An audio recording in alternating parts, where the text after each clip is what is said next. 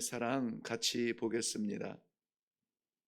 로마서 제9장 19절부터 29절입니다. 로마서 제9장 19절부터 29절 말씀입니다. 우리 같이 한 목소리로 읽습니다. 시작.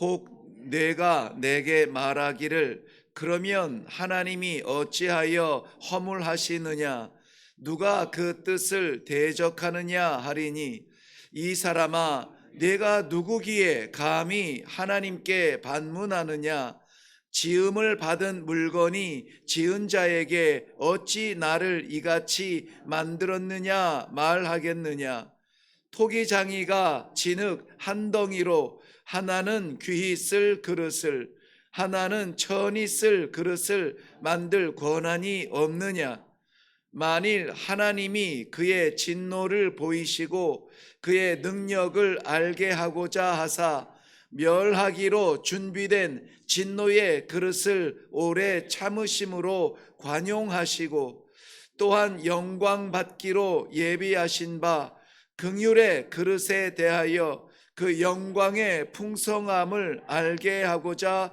하셨을지라도 무슨 말을 하리요 이 그릇은 우리니 곧 유대인 중에서뿐 아니라 이방인 중에서도 부르신 자니라 호세아의 글에도 이르기를 내가 내 백성 아닌 자를 내 백성이라 사랑하지 아니한 자를 사랑한 자라 부르리라 너희는 내 백성이 아니라 한 그곳에서 그들이 살아계신 하나님의 아들이라 일컬음을 받으리라 함과 같으니라 또 이사야가 이스라엘에 관하여 외치되 이스라엘 자손들의 수가 비록 바다의 모래 같을지라도 남은 자만 구원을 받으리니 주께서 땅 위에서 이 말씀을 이루고 속히 시행하시리라 하셨느니라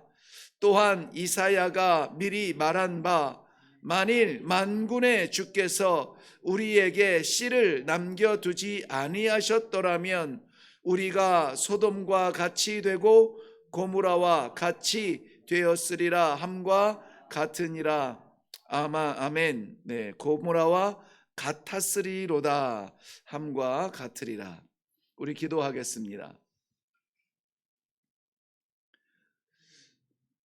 버려두셨다면 버림받을 수밖에 없는데 남겨두셔서 오늘도 이렇게 주님 전에 와서 하나님을 찬양하는 찬미로 우리의 이 하루의 첫 호흡을 열게 하시고 살아계신 아버지의 말씀으로 우리의 첫 생각을 채우게 하시고 우리 하나님 아버지의 역사로 말미암아 이 하루의 첫걸음을 걷게 하시니 감사합니다.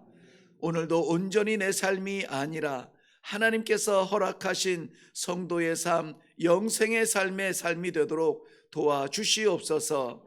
이 아침에도 혼미한 우리의 마음을 비워주시고 온전히 하나님의 말씀으로 채워지는 귀한 시간 되도록 축복하여 주시옵소서. 달려나온 귀한 발걸음 거저보내지 아니하실 줄로 믿사옵고 예수님 이름으로 기도하옵나이다. 아멘. 많은 성도들이 내가 하나님을 믿으니까 이제는 복을 좀 받을 것 같다. 이제는 문제가 좀 해결이 될 것 같다 하는데 관심을 많이 가지고 있습니다. 많은 교회들이 이 교회를 하나님께서 세우셨으니까 많이 이제는 부흥할 것이다 하는 것에 관심을 가지고 이 모양 저 모양으로 힘을 씁니다. 그런데 정작 성경은 네가 구원을 받았느냐 하는 것에 대한 확신에 관심을 가지고 말씀을 기록하고 있는 것을 봅니다.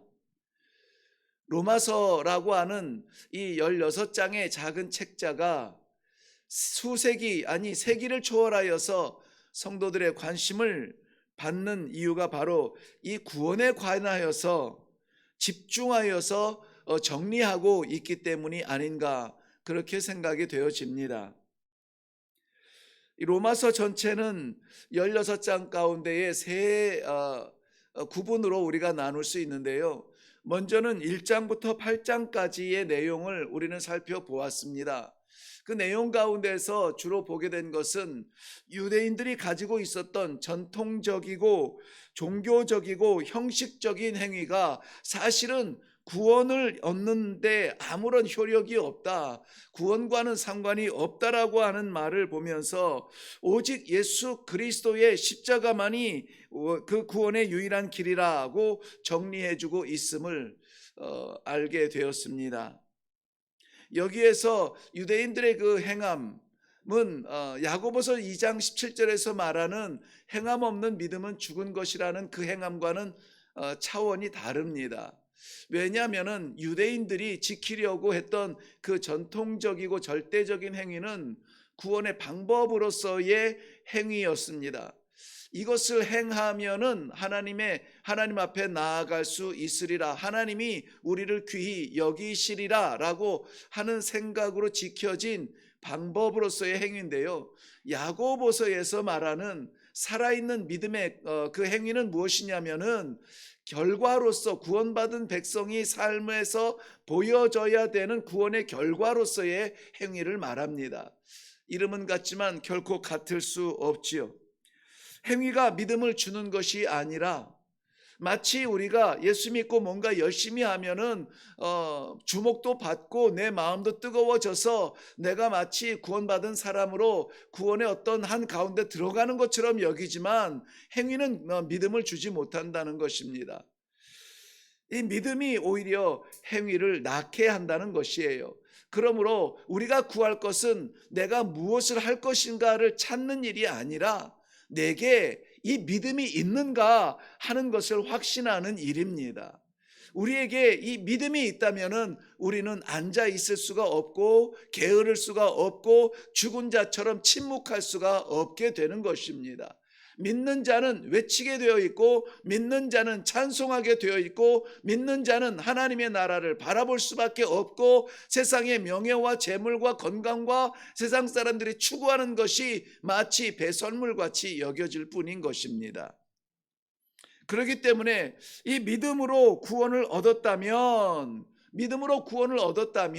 믿음의 삶을 살아야 되는데 그 삶의 내용이 12장부터 16장까지예요. 단편적으로 선포한 것이 우리들의 삶이 마치 산 제사처럼 하나님 앞에 올려드리는 것, 그것이 우리 하나님께서 정말 기뻐하시며 정작 받으시는 우리들의 영적 예배니라, 이렇게 말씀하고 있는 것입니다. 많은 사람들이 이 말씀을 듣고 마치 머리를 한 대 맞은 것처럼 멍해졌습니다. 왜냐하면 그럼 우리가 여태까지 행한 우리의 행위는 아무것도 아니란 말인가? 그럼에도 불구하고 성경은 우리들에게 여전히 거룩한 삶을 살라고 말씀하고 있다는 것입니다. 이 첫 번째, 우리의 행위가 아무것도 아니라는 것과 또 그 하나님께서 요청하시는 구원받은 자의 삶을 살라고 명령하시는 것, 그 두 사이에는 너무나 큰 간격이 있습니다. 우리의 행위가 아무것도 아니라는 것과 그러나 여전히 믿음의 삶을 살아야 된다는 것이 너무나 서로 상반된 것이기 때문에 이것이 이해가 되어져야 사람들은 따라가게 되어 있어요. 철저하게 지켜온 구원의 방편으로서의 행위, 이것이 우리의 열정이요 하나님의 뜻이 아니라면은 우리는 무엇을 하고 있었단 말인가 하는 이것을 이해를 해야 됩니다. 그래서 이 둘 사이 1장에서 8장까지와 1장에서 8장까지 뭘 말했다고 했죠? 행위가 구원을 일으키는 것은 아니라는 거였습니다. 오직 믿음으로 구원을 얻게 되었다라고 하는데요.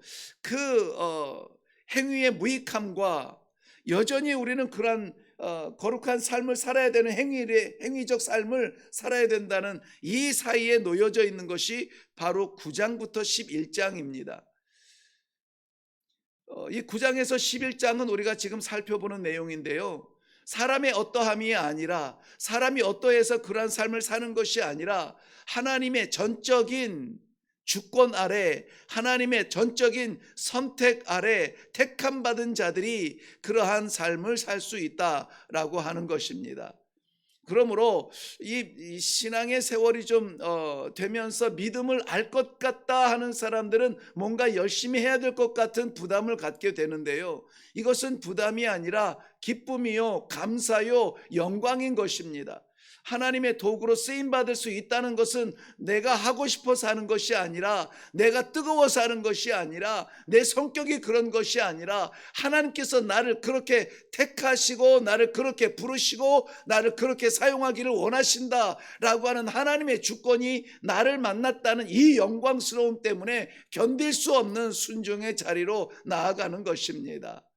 그러면은 우리들의 주머니가 비어도 하늘 창고 바라보며 감사할 수가 있어요. 우리가 연약하여도 나를 도우시는 하나님, 나를 붙드시는 하나님을 믿음으로 말미암아 우리는 담대하게 나아갈 수 있다는 것입니다.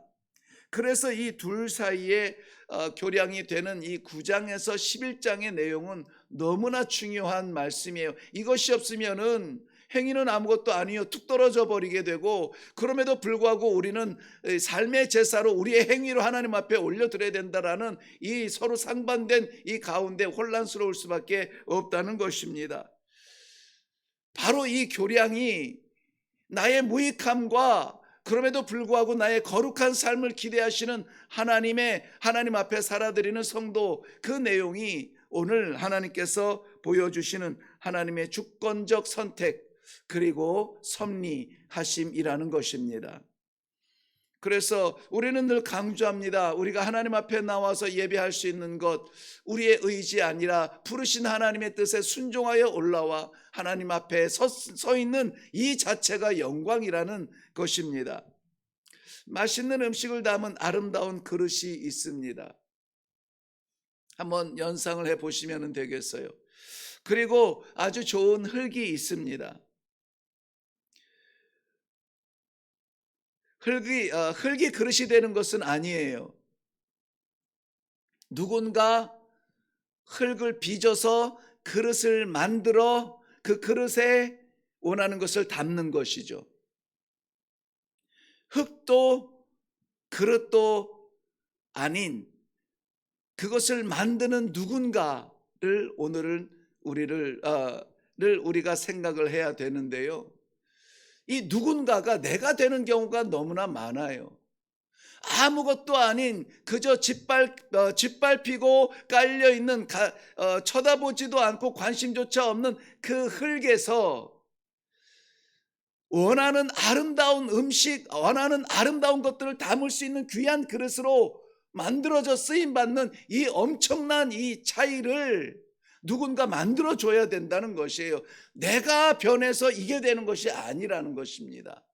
마치 내가 무엇을 해서 하나님 앞에 쓰임받는다는 것이 아니라 흙과 같은 무가치한 존재였던 나를 아름다운 귀한 것을 담는 그릇으로 만드는 하나님의 역사, 이것을 오늘 하나님을 토기장이라 이렇게 표현하고 있는 것입니다.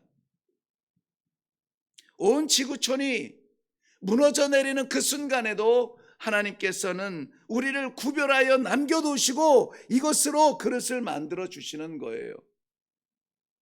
온 지구촌이 불바다가 되어도 그 가운데에서 지키시고 보호하시고 남기셔서 그것으로 그릇을 빚으시고 만드셔서 사용하여 주신다는 것입니다.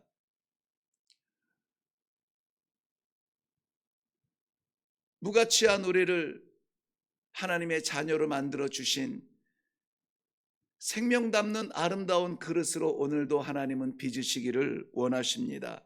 아니, 빚어주셨습니다. 그러므로 우리가 거기에 무엇을 담을 것인가를 이 아침에 기도해야만 됩니다.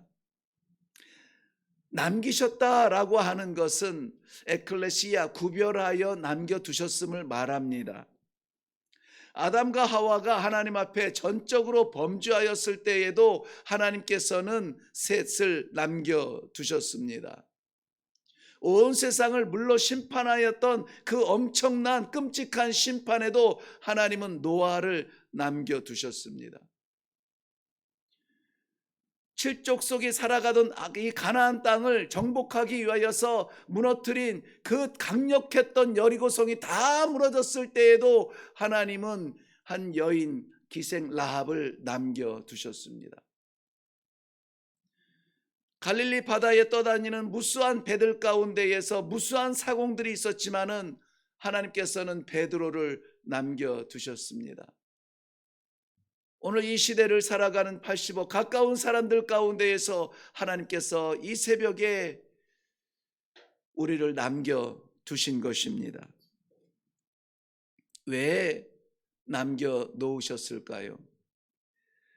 쓸만한 그릇으로 만드시고, 쓸만한 그릇으로 닦으시고, 쓸만한 것들을 담으시기 위하여서 우리를 남겨놓으신 것입니다.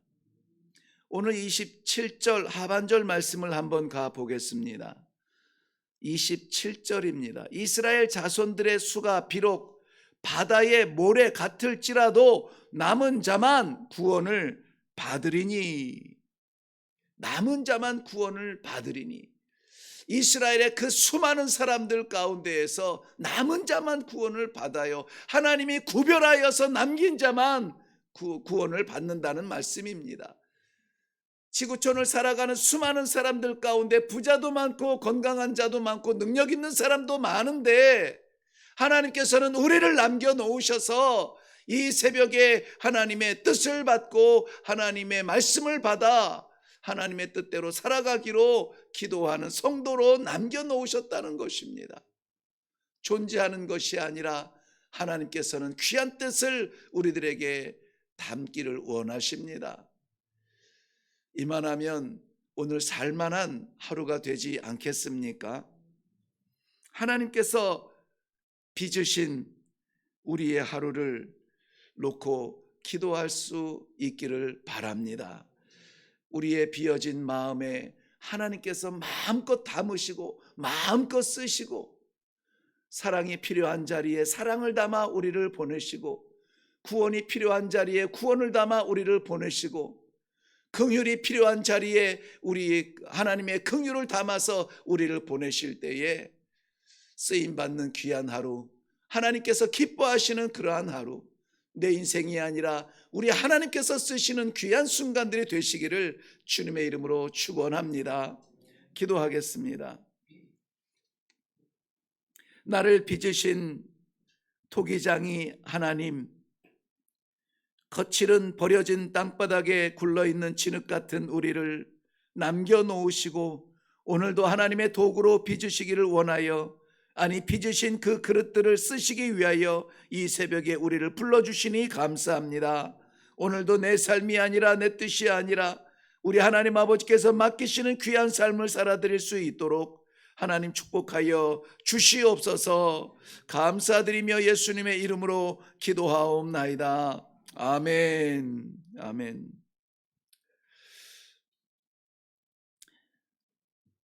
우리가 무엇을 잘해서 하나님 앞에 쓰임 받는 것은 아닙니다. 하나님께서 나를 택하셔서 쓰시는 것이 귀한 그릇이 되는 것입니다. 그러므로 오늘 하나님께서 주신 이 말씀을 받아서 우리가 묵상을 할 때에 나의 나됨이 전적으로 하나님의 주권이요, 하나님께서 나를 불러주셨고 하나님께서 나를 붙들어 주시고 하나님께서 나에게 담으실 그 모든 말씀을 담아서 오늘도 세상에 나아가 하나님 쓰임받는 그런 하루가 되게 하여 주시옵소서. 나를 빚으신 하나님 아버지, 그 사랑 그 은혜 인하여 감사합니다. 마음껏 쓰임받는 아버지의 그릇 되게 하여 주시옵소서. 오늘 다 같이 기도하며 나아갈 때에 하나님께서 우리의 가정을 채우시고 우리의 삶을 채우실 것이 무엇인지를 기대하시면서 기도하시기를 바랍니다. 다 같이 기도하겠습니다.